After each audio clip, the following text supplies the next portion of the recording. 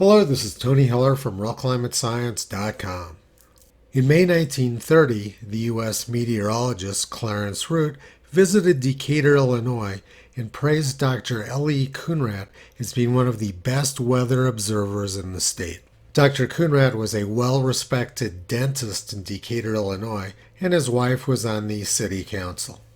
The Coonrad family took the weather readings at Decatur starting in 1894, and Dr. Coonrad took them from 1926 to 1943. The thermometer readings from Decatur show a small amount of warming since 1895. But somebody sitting at a desk at the National Oceanic and Atmospheric Administration decided recently to alter the data and double the trend.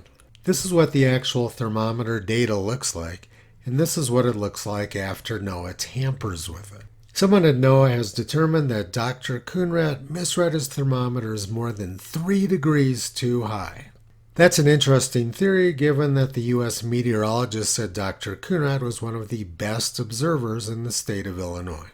So let's take a look at these years in the 1930s when NOAA is doing their maximum data tampering on Dr. Coonrad's records. You can see that the lowest temperatures during the early 1930s at Decatur, Illinois were very high, well above average. Sometimes this can be due to missing months during the winter in the temperature record, but I checked the data and it's there for every month. Dr. Coonrad, the dentist, was clearly very meticulous with his weather-keeping records.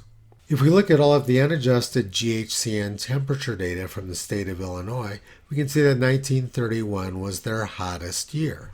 This differs a little bit from the United States Historical Climatology Network, which shows 1921 as being the hottest year. But all the unadjusted data sets show that temperatures have plummeted in Illinois over the last 90 years. So it's not surprising that the U.S. government has erased the heat of the past at Decatur and thousands of other U.S. locations. The unadjusted data in yellow is pretty inconvenient for their CO2 warming story, so they simply erase it. A few people at NOAA have taken it on themselves to tamper with the temperature records taken meticulously by hundreds of thousands of people over the last 150 years.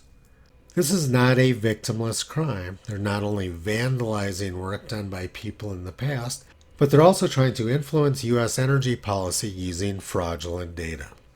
Toto has been pulling back the curtain on this temperature fraud by U.S. government agencies for almost 16 years. You can visit him and his family on the web at realclimatescience.com.